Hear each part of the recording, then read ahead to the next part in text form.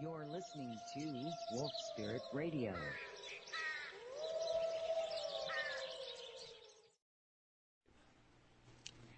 Hello, everyone. This is Jennifer Hillman, and this is Abstract Illusions Radio. My guest for the second hour is Patricia Smith. She is a writer, a healer, and an all-around great person. I've known Patricia for, at least a decade, if not two, and many lifetimes as well. So we have been talking about the energy and a lot of things that have been going on. She is definitely studies and understands the I was waiting to hear what you said. Well, I've got a message coming through. Course of Miracles. She is very in tune to lots of dimensions and has wonderful ways of helping and healing all of us with many different ways. You originally were working for AT&T, and then you were asked, do you want to leave? And you said yes. So you have a very balanced mind of the right and left kind of understanding and getting along, which is good to have these days. So, hello, Patricia. Good morning, Jennifer Hillman. It's good to be a spiritual person who's also a geek. What can I say? It allows me to provide information, spiritual information to people easily. Now, you have a book. And I have a book I wrote. The title of the book is Everyone is Everything, Getting Naked Before the World to Prove It. And it is an interweaving of my current life with my past lives after I spent 5 days with a regression therapist, Coletta Long, in Austin, Texas in 1999, I think. And it was a transformative experience. And it was interesting that I start out the book by talking about, the painting on the front of the book is me in a life drawing class. A woman drew the painting in 20 minutes on a piece of wood, and it was much more comfortable being naked in front of people I didn't know than it was sharing my writing on the web for people to critique.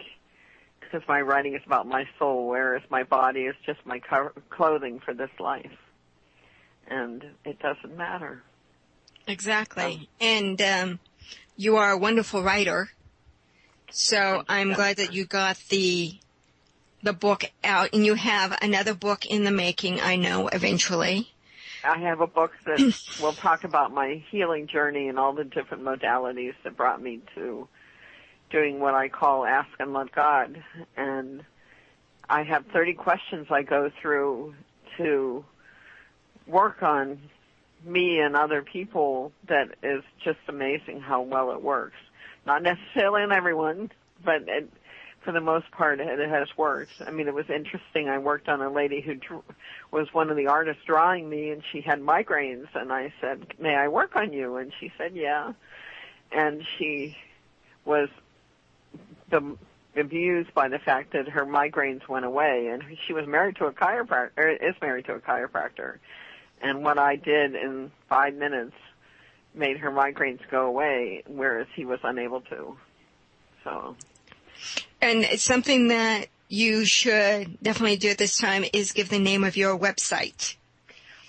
The main website is patriciahsmith.com.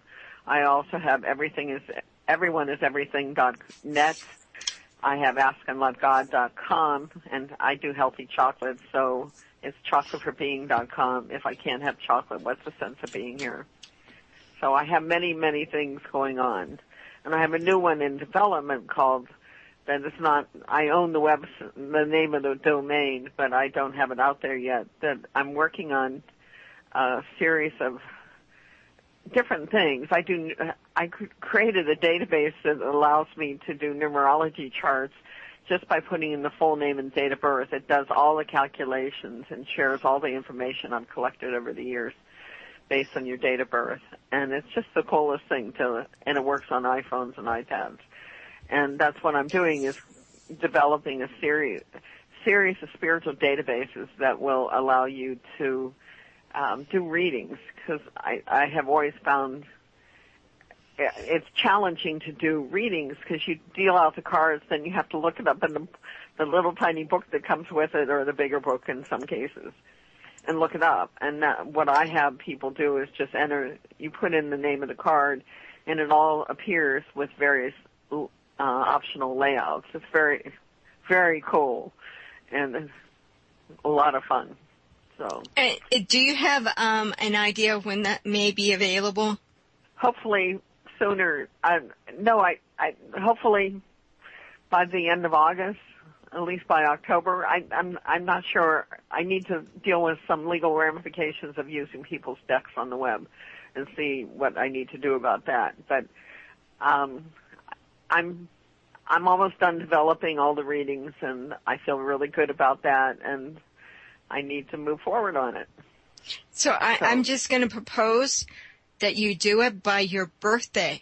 Yeah, that's what I keep aiming for. Thank you very much. Yeah. Which would be October. Yeah, it's the beginning of October, which is always a beautiful time to complete and move on to a new adventure. To finish. And I live in Palm Springs, and we now have a network that I help neurologically figure out the correct name. It was really fun that we came up with a name that is a 152, which is creating change through partnership. And that results with abundance. It's just fun to look at names and see what they really mean. And I ended up doing numerology because I was trying to understand how I, as an identical twin, could be so dramatically different than my twin.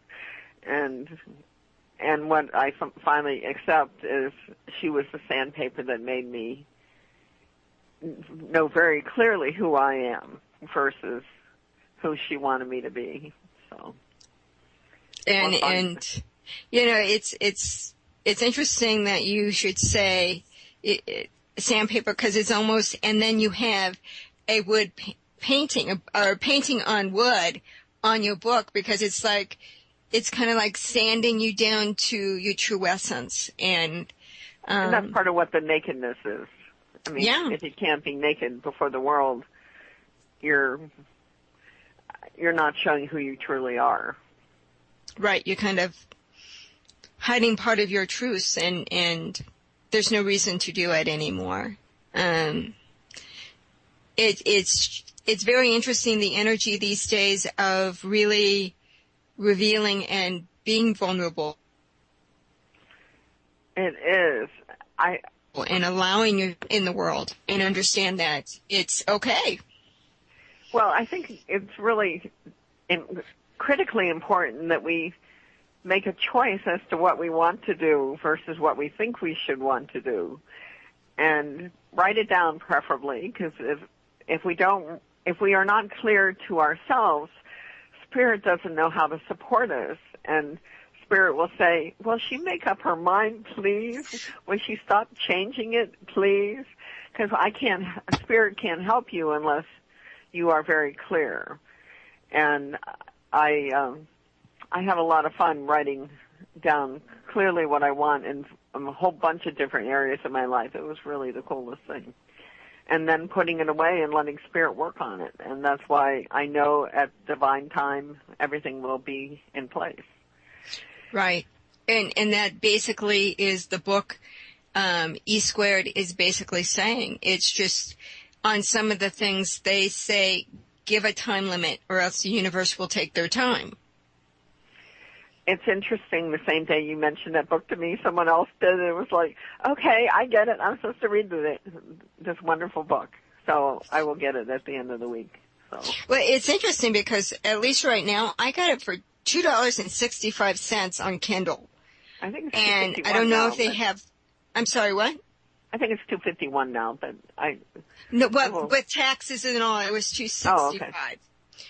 Is all I paid for it, and it really is a lot of fun to read, and it's all information we know. It's all information most likely we've been using consciously or unconsciously, but it's kind of interesting to see it in front of you and I was giggling through some of it. It's like, duh. And then there's parts of it that I actually was kind of debating it. Because of course you were, Jen. Of course I am. Because my experience has not been the same. And it is, and as you were saying, you got to be clear and you got to hold still and be patient. And I know I didn't say hold still. I said you need to write it down and be clear so Spirit knows what you want. But no, you need to work on your pieces of it, and that's sort of what I'm doing, is working on these databases, trying to get them ready for the next step, whatever that is. Right. And I'll know what that step is at the time that I need to, which will be soon, because it feels like I have one more deck. I still have the mana deck to do. I'm working on it right now, and I have another one I want to do, the Inner Child. But I don't know how many I've done, but probably 30. So, and all I was trying to actually kind of confirm what you were saying is, when I was in a meditation and Jesus Christ came forth, I felt him kiss my forehead, hold my hands, look me in the eye and say, Jen, just as we're starting to give you exactly what you want, you change your mind. Stop it. Yeah. Well, I just didn't want to stay still. Be clear about what you want and don't change your mind is what I think we're both agreeing on. And that's all I was trying to say is you really do need to be clear. Hold firm because you will get it. Just be very clear and sure you want to do it. And there's no ways that, there's many times I've manifested exactly what I wanted, but not the exact form. So you have to be either clear, but leave some of it open. So, because the universe knows something better than you. They will give you the highest vibration, the best they can do, if you don't shut them in. And if you don't change your mind as they're about to give it to you. Yes, which is my tendency. But like you, I'm working on my books, and I know that's part of my plan. That's part of exactly where I'm going. And they're saying you already have 3 books of poetry. You just need to get them done and organized and put them out. And it's just like, okay, one step at a time. I've already got in my mind the covers. And I already have the content. It's just formulating it and taking the time to get it. And that I've learned from my first book, you need to market it if you really want to sell it. So, and let it sell itself. Let the good quality of your work sell it for you. I enjoyed that the most common reaction to reading my book is, it was fascinating, and it's like, okay, good to know. And it just really is. And most people get it. Some need a little help to get it. So I've had fun. And that's what me and Dave were talking about in the first hour, is having fun with your life. And most people think it's not supposed to be fun, and that's really sad, because we're here to live in joy. I enjoyed that the Course in Miracles ends with the statement, I'm winging and the world ends in laughter. And that's all wonderful. We're here to laugh. And just all good. I've been having a lot of fun. It seems like most of the healing, it seemed like as I developed Ask and Love God, that I would have periods where everything would be a certain item that, I did rocks, stones, and crystals for a while, and then I did meridians for a while. It always, Spirit provides me with a great opportunity to learn how to heal certain aspects. And lately, for me particularly, it's past lives, and that I've had a cough for many years, as you could attest to, and it's dramatically better. But if it shows up now and I can't clear it easily with like 5 or 6 things, then I know it's probably a past life. And then I have to go through a whole scenario of of figuring out how I died or how I whatever. And just before I actually had one where I died of natural causes. I just stopped breathing. It was like, okay, cool, because everything else has been being bit by a snake and having anaphylactic shock and being strangled, being hanged, it's all good. It's just sort of an adventure to figure it out. But it really was fun to have. I had an issue with my toes that were curled funnily, and I couldn't make it stop. And I saw my acupuncturist, and she said, maybe your feet were bound. And I cleared it up, and my toes are now straight. It's just sort of humorous how it works.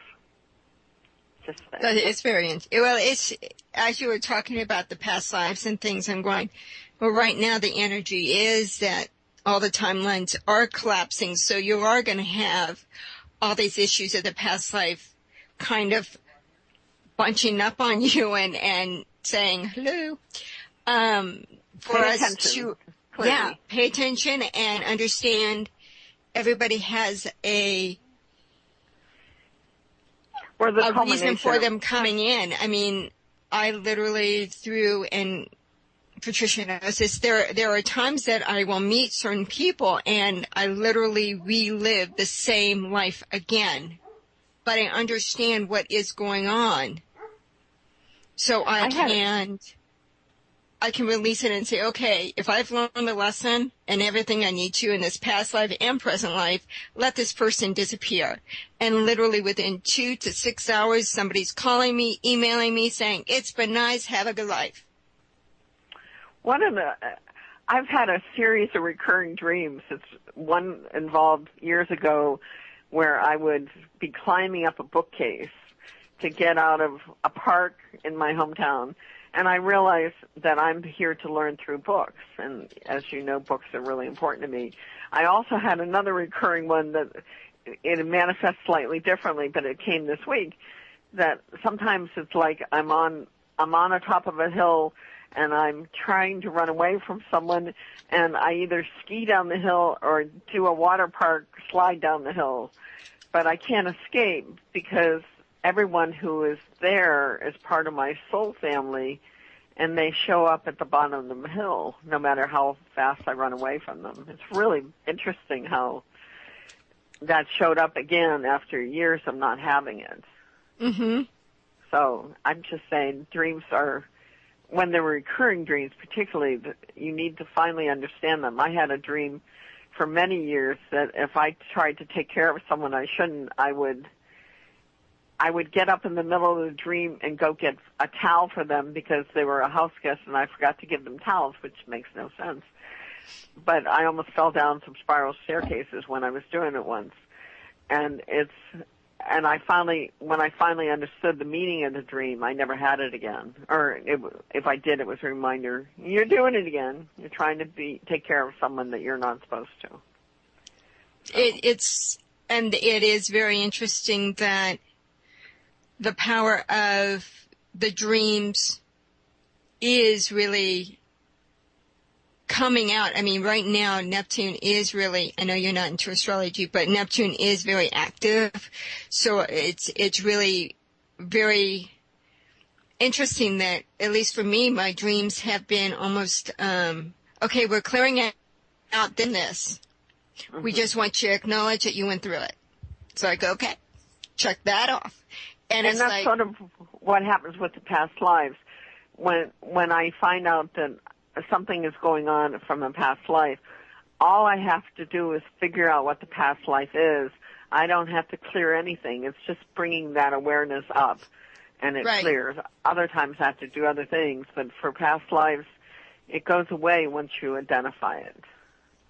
And as I was talking with Dave earlier, a lot of people just need it acknowledged, and that's what's going on with a lot of the energy, past, present, and understanding what opening and acknowledging we do have a future. And that future self is beautiful, wonderful, and we are creating that person in this now moment. And not really worrying about the future, just be present and be happy and joyous and love this moment and make the most of it. One of the things that a lot of people are not, there may be more than I think, but we are in a dream here. The truth of who we are is on the other side, watching us on this side going, is she going to get it this time? And that we have the power to change our script anytime, that we can change our mind. My family history of breast cancer is horrible and dramatic, that everyone in my mom and her siblings all died of breast cancer. And I went into fear every time in the 1980s, 70s that I went to see a breast surgeon to be checked every 6 months. It was horrible. And then I finally realized, I don't need to do that anymore. I always had the belief that I would end this life without having my breasts on my body. And I thought, that's not true. I can change that contract. And I don't need to do that. And that's what's been true, is I've had no indication of any problems since. So. Yeah, and in my family, it would be colon cancer. And I said, nope, I'm not going to have that experience. Thanks, but I think I'll pass. Yeah, it's amazing how powerful we are if we actually knew it and acknowledged it and made our choices clear.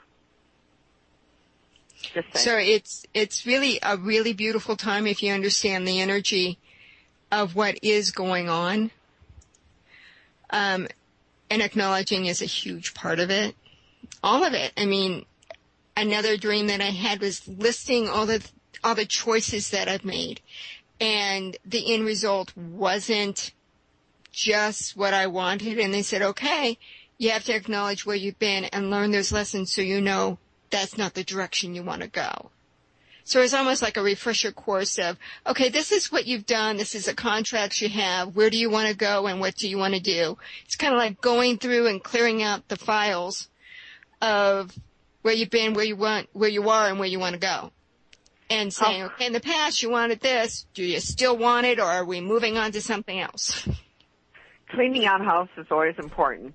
The other wonderful, I had read and I shared with you, I'm sure, Anita Morishani's book about dying to be me, and that we're all dying to be who we are. And I enjoyed so much that her dad, who was on the other side when she had a near-death experience, said, go back and live your life fearlessly.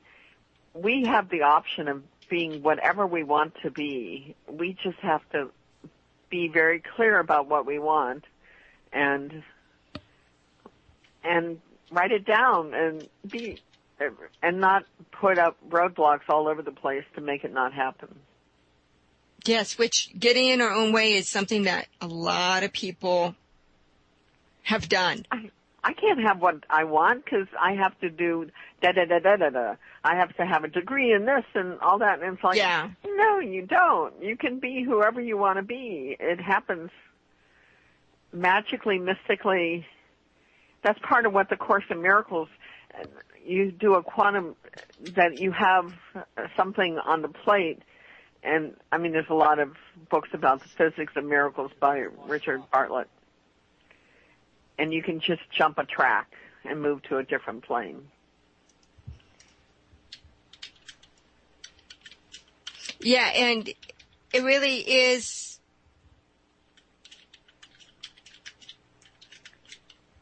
I hear you typing. Yes, I am. I'm typing. But that's the thing that I think I've delayed my life only because I unintentionally delayed it. I think many of us have. And it's like now I'm getting a clue and everything is like speeding up really fast. Like we're here for this time. This is the time that we're here to manifest. Yes. And they're waiting for us. Yeah, and everybody's, saying, well, it's like I was having a talk with this guy who has somebody staying with him and he wants her to leave. But he won't say, I want you to leave, because he doesn't want to hurt her feelings. So he says, all right, God, if she's supposed to stay, she stay, but I'm leaving it up to you to make her go. Doesn't work that way. And I keep getting the lesson for him is to stand up and say, it's been nice. I am your friend. And because I want to remain friends, you got to go. Doing it lovingly, but you got to take control of your space and what you will accept and what you don't want to accept, and not just hope somebody else takes care of it. Doesn't work that way. One of the things that I realized, I had a friend who is not able to drive herself, and I was driving her up a mountain road, and she said, you need to drive slower. And I'm going, no, I actually don't. I don't.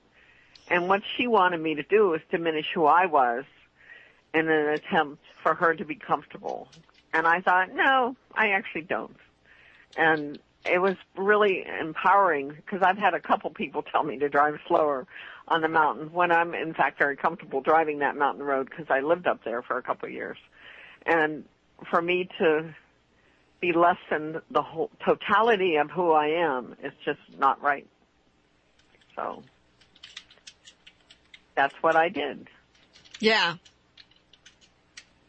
You know, and it really is, there's so many times that once you hold that power within you and say, okay, I'm in control of this, to the extent I am in control of this, because everybody has free will, they're going to do their own thing, but unless you speak up and speak your truth, they aren't really going to be mind readers and know exactly what's going on in your head. There's some people that will get a clue, but for the most part, folks, we're here and we need to speak up. And that's part of why we need to say what we want. Exactly. We need to say it to spirit as well as to those around us. If we don't know, my mother was a great example of this. I would ask her, what would you like at this restaurant? This is what I'm ordering. And her first response was, I'll have whatever you're having. And I said, but you don't like what I'm having. And then, only then would she make a choice. And it was like crazy making. It's like, why are you not willing to make a choice? Because that means responsibility. What are you talking about? Oh, no. Not that. How dare I take responsibility for our life? What are you saying? I'm saying it's important to do that. Anyway, it's extremely important for us to make a choice and be very clear about what we want. And the other important part is to be present. And I'm working on the computer a lot, as you know. Mm-hmm. And when someone calls, I know that it's important for me, for the most part, to quit doing what I'm doing and just be present with whoever is calling because they want help.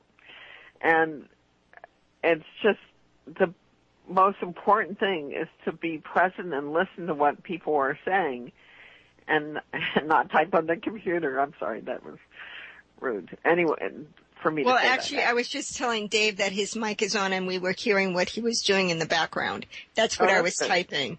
That's fine. It was just cute.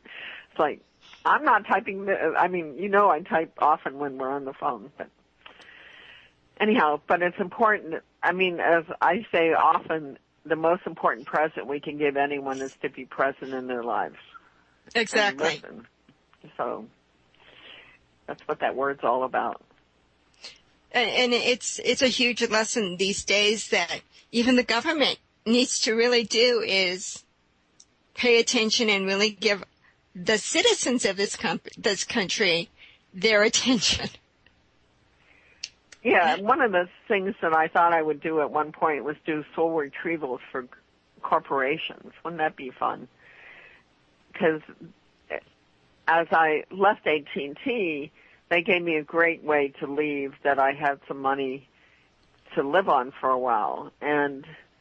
But they also, when I talk to people that currently work there, I'm amazed at how the people their soul is so decimated that they're just there to survive. They are not there to thrive. And it's just really sad to talk to those people who out of fear are staying where they are. It's just really... But a lot of people are doing that because of the economy right now. And it's interesting. I was talking earlier about the conversation that I heard in the coffee shop, which you know about. Right. And it was interesting. There was two young people, and they literally were saying, yeah, well, you got to do what you really need to do for the money. You can't do what you really want to do in love. You can do that on the side, but you can't expect to make what you're doing, what you love, to be really what you're supposed to be doing. Well, so many people are delaying doing what they want to do out of concern for money. And what I have said to many people is, as Harrison Ford did in whatever movie it was, Raiders of the Lost Ark or whatever, that if you put a step forward, and this is also the Course in Miracles, if you show willingness to move towards what you really want, everything will be provided. But if you're too scared to take that first step, then you're too scared to take the first step. And right. I mean, Harrison Ford had the bridge show up underneath his foot. And that's sort of what's true. That, I mean, I had several jobs. I had a friend who operated very differently than I did, that used to be on radio, as you recall, who wanted me to get a job. And every time I would get a job to appease him, one time I got a job offer and got home and they reneged on the offer, and it's like, Spirit doesn't want me to do this. Another I had for a couple months and got fired, and was like, what? Because I offered to work for someone who was sick? No. But it was Spirit saying, enough of this. You need to work on what you're here to do. Exactly. And Spirit was very clear to me that I will provide you with everything you need as long as you're moving forward toward what you want. It's even when I started this radio show is another example, because I've been talking about it, and literally in meditation, I felt a hand around my neck and saying, we are so tired of you just talking about it. Go do it, and do it now.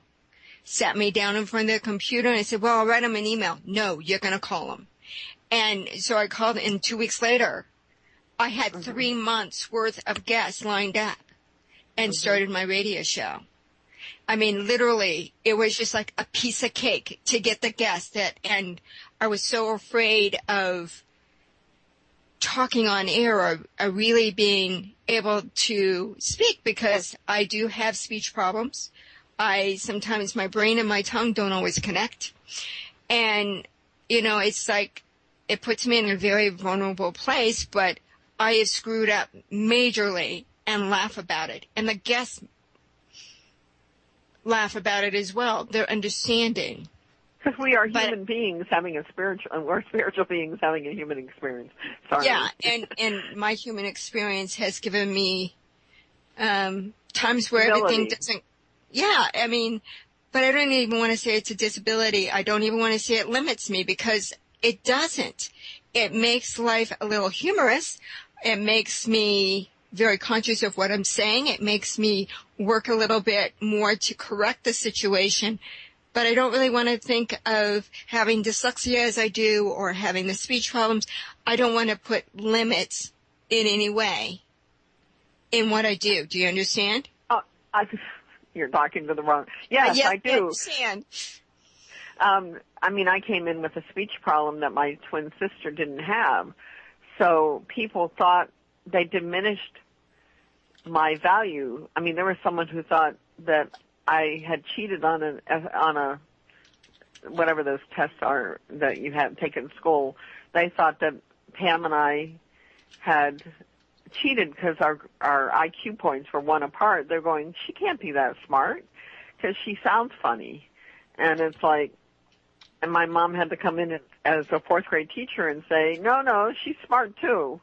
And it was just interesting that my voice wasn't fixed until after my freshman year of college.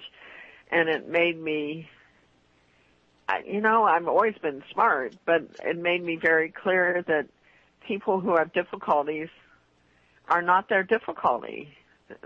You need to look past whatever is showing up, creating the illusion that they're not a wonderful human being. Just saying. So, and then you have to overcome the self-esteem issues that you've accumulated in 18, 19 years of speaking funny, and add in a twin to that dynamic. And right, and everybody who has made fun of you through the years, and every time you see them, it's like that they want to sign bring it up coming. again. Yeah, and it's just like, that is not who I am person. now. Yeah. Yeah. And it's, I mean, even in the image of me going to my high school reunion, and I pretty much a loner because nobody would really pay any attention to me, so I was cool with that. And then I go, and then I have improved in my energy level because I was so shy. I'm not now. I am out there, as you know. I'm just up and I'm bubbly and I keep my head up, and I walked in there with a confidence, and I had every guy that I had a crush on hit on me, and I'm going, yes, I met your wife over there, and I'm not really, you know, and it was interesting, the shift, and they noticed the difference, and they go, wow, you're nothing like the girl that you were in high school. And I go, no, I grew up. Did you? The answer to that is, did you? I mean, a lot of people... I did make a comment. No, I'm not to you, but to them. When someone, many people in my high school seem to, not everyone, but a lot of them never moved from that small town. And when I went back for my 20th, they showed how small they were by giving me a name tag that slapped me in the face. So, oh well. But it just woke me up to I had more work to do. Exactly. And it's very interesting how you do get those moments where you get almost like that check-in, that confirmation. Yes, I'm doing good and I'm moving forward.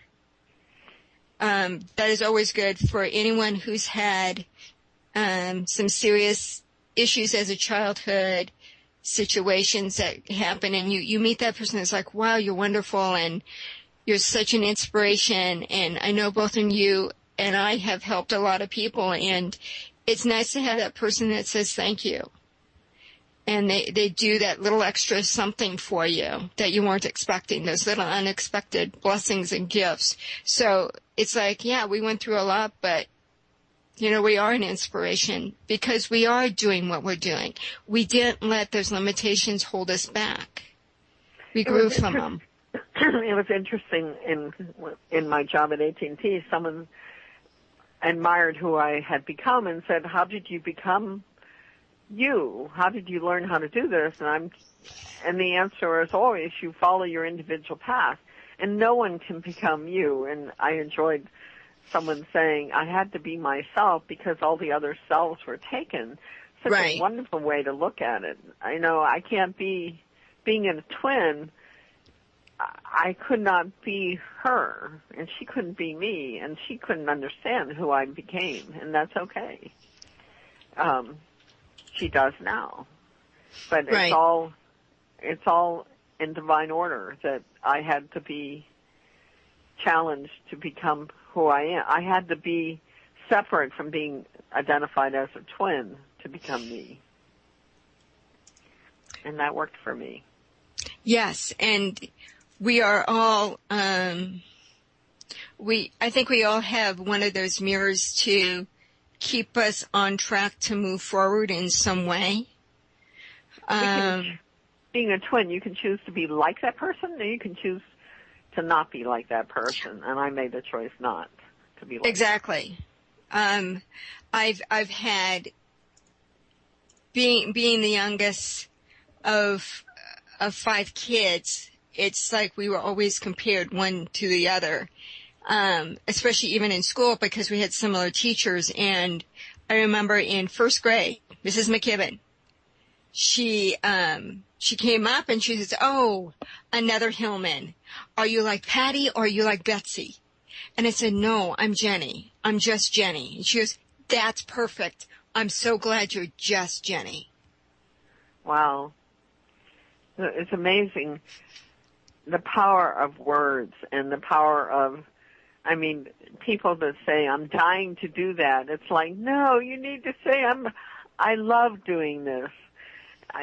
It's amazing how people say things that they don't really hear the words that come out of their mouth.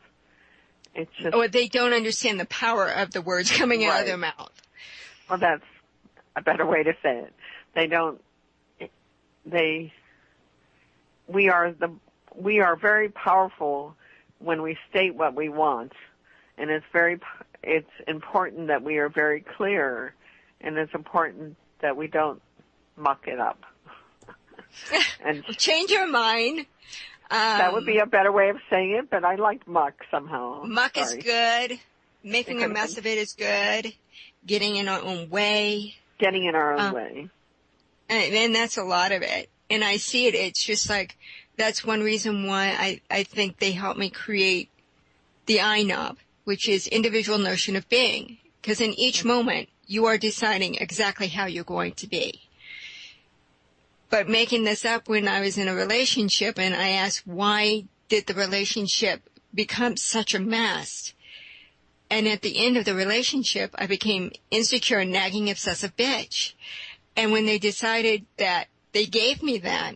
But then as I grew and understood what the negative implication of that is, and the positive, I'm an independent, nurturing, optimistic babe. Yay. So it's like, it's a beautiful switch, but in each moment, I have a choice. You know, if something makes me, insecure in a moment, at least when I acknowledge it, I understand I can change it. Now, why am I insecure? What buttons are being pushed? What's the trigger? Let's change this.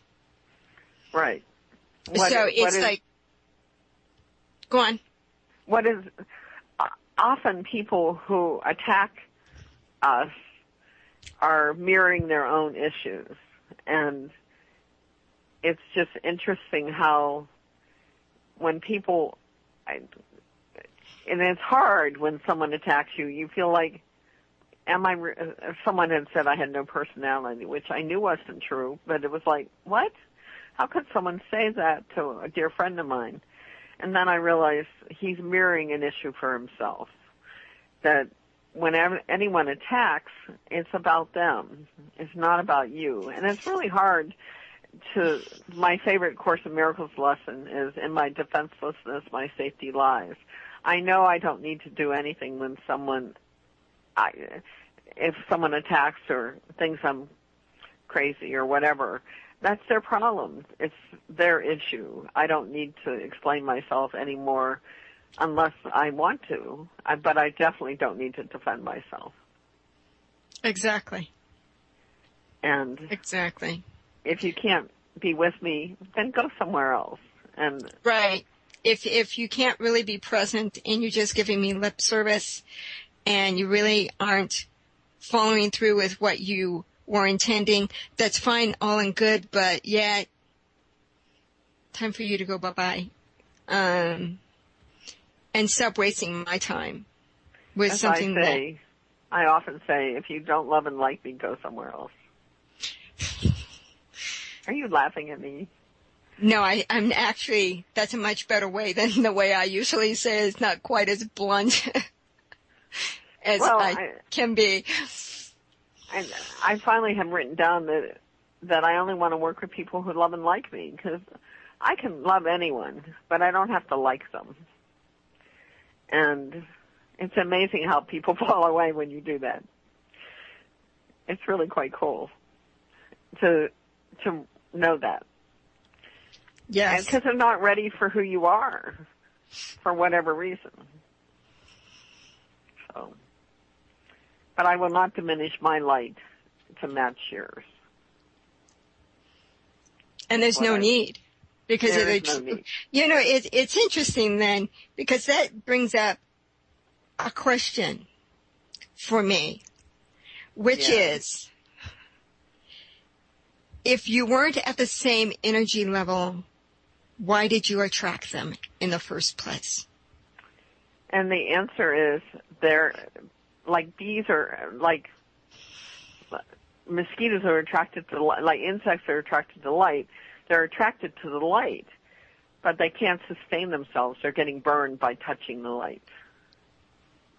Good answer. Well, I thought so. Ding, ding, ding. Bonus round. No. I'm just having fun. But that's true. That people who cannot be in your light will go away. And some of them want to stay, but they're not ready. And you can help them if they want help, but you can't give help. I mean, it's very important when I do ask and love God that I always ask permission. And right. So sometimes the answer is dramatically no. And overall, are you really that surprised when you get the no? No, I am not surprised. It's just sometimes I'm surprised when I get a yes. I mean, there was, I guess I better not. When Gabby Gifford got shot, I was surprised when they said, yes, I can work on her. I'm going, really? I can't now. But at that point, I was able to work on her. It was like, okay. One of the first person I worked on, I've worked on many people, but the first time that I realized, oh, this really works well, was a guy who went into the hospital with a blood sugar of 1,500 or some bizarre number. And it was like, okay. And because the woman who was helping edit my book was not available and present because of this guy being sick, it was her brother-in-law, I thought, well, I need to help him get better so she can help me. And I just went through, thought, okay, diabetic stuff, so it must be pancreas. And I just went through all the different things that I knew to do, and this is before I have it as organized as I did. And suddenly he went in on Monday, and on Thursday they flew him to another major hospital. And I went right around that time. I said, he's going to go home on Monday. He's going to go home on Monday. And they're going, really? And he did. And it was like, it's just interesting how spirit comes through you sometimes and shocking me. I mean. Right. And when he, go on. It was just, and he got better. He didn't know he was a diabetic, so. When spirit does come through, sometimes, a lot of times it's through either me talking or writing. And more writing is always with me, but I really get a different vibration when I'm really strong and my vibration is raised really differently. I literally definitely go to another realm of reality. And when I write, it's like I pour out things and later on reading go, wow, that's really good. Where'd that come from? Who really wrote that? And yet I know I wrote it, but it's like, where did I get the help? You know, who's the co-author of this? Because I really want to give them credit because this is really cool. Well, and most of the time they just say, it's your soul, Jen. It is, you know, it's like the higher aspect of you spitting this out. So. Well, I've had in the last month, I guess, several incidents where I feel a pressure in the back of my neck and I have a funny taste in my mouth. I'm going, oh, someone wants to talk through me. And the first was my twin who had passed a year ago, and I thought she might have a message before her 1-year anniversary. And then my dad came through and his sister came through. And it was really the coolest thing. So, and it was all about love. And if you ever get anything that's not about love, then it's not really from that side. But it was really cool. Just saying. It always is. Mm-hmm. To get that confirmation in, I mean, there's a lot of people that do this work, and when they start doing automatic writing, they don't get that we're all one. You know, you can talk to your dad, your sister, your uncle, or even Ben Franklin if you want to. It depends on who you want to talk to. They're all available. They all can go through you. And I know for me, I didn't have a lot of official spiritual teachers when I did this, and I literally have been doing this all my life. I've always been very connected to the other side. Always knew it, felt better, always wanted to be on the other side. It was the loving space because where I was not what I really knew it could be because I was on the other side. Anyway, so all my teachers were on the other side. Mm-hmm. It was the Ascending Masters. It was like I always knew I had 3 guardian angels, and they were archangels. I didn't know they were archangels till later on, but I knew I always had 3 angels with me at all times. Hands down, no question, they were always there. They would show up in my dreams. They would show up with me when I go to sleep. I would always see them. They were a presence with me that they were better than a security blanket because I knew they were protecting me. They were making sure I was okay. And so many people don't understand you always have somebody with you that is helping you grow and prosper. And they're doing their best to give you that little heads up like, do you really want to make that choice? Mm-hmm. Or do you want to rethink that? Yeah. I've been doing, I don't typically meditate, but I've been doing it before I go to sleep at night. And one night I'd cleared a lot of past life stuff from me, and I just felt horrible. I went to bed like at 8 o'clock, which is bizarre. And I laid down and I did the meditation. I thought, I just really want to talk to Jesus and Mary Magdalene and have them help me. And I mean, one time I went to the other side and sat on a bench with Jesus on one side and Mary Magdalene on the other, and they just loved on me. It was just so much fun. And this time I was just so depleted that I went and I put my head on Mary Magdalene's lap, and Jesus just worked on me. It was like, this is cool. I mean, it was just, and I felt dramatically better when I woke up. It was just the coolest thing. Yeah, but, and it's beautiful. It's like I can remember painting, and then all of a sudden I was kind of depressed and started crying, and I said, I just need to feel your presence. I just need to feel it. And I literally felt Spirit's hug, and it was such a beautiful hug, and it just made me laugh. And I stopped crying, and I just go, okay, I'm good to go. And I continue painting. So it's like that notion of surrender. Right. And that's why I do ask and let go, and ask and let God. And it's that we need to know that through asking for what we want, we will receive what we want.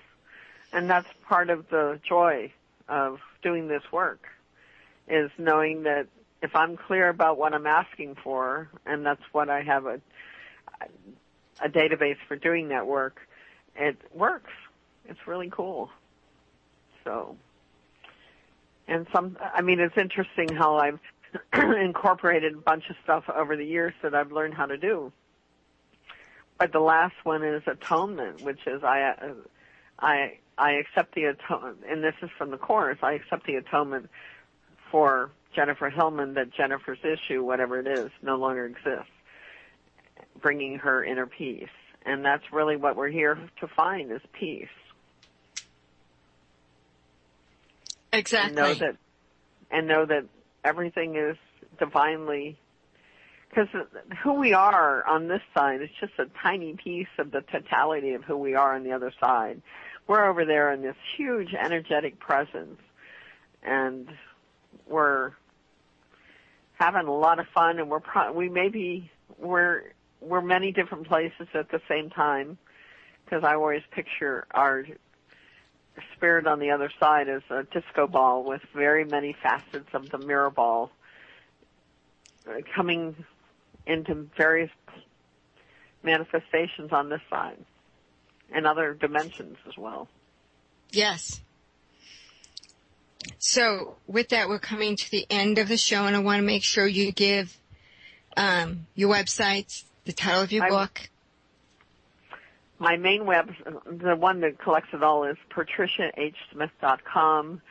The book is Everyone is Everything, Getting Naked Before the World to Prove It, and the website for that is everyoneIseverything.net, and the healing is askandletgod.com. The new spiritual databases will be spiritualdatabases.com. It's not there yet, and I have a healthy chocolate one for chocolateforbeing.com. I just have a lot of fun. And for those who are interested, I send out the Course in Miracles lessons every night with a Ken Wapnick commentary.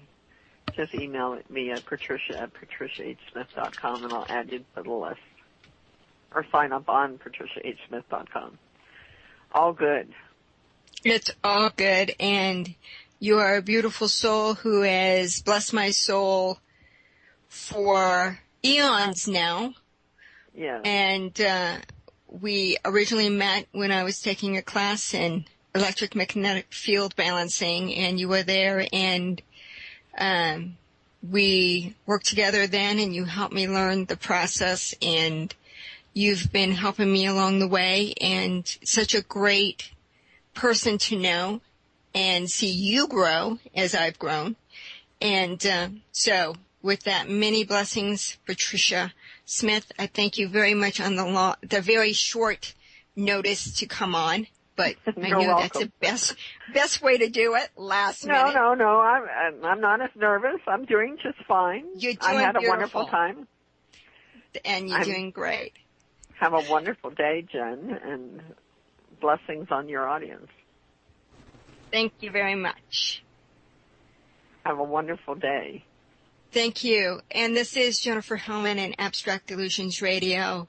With each breath of air, we hope you gain new insights and information. Until next time, many blessings, and have a great, great week. You're listening to Wolf Spirit Radio.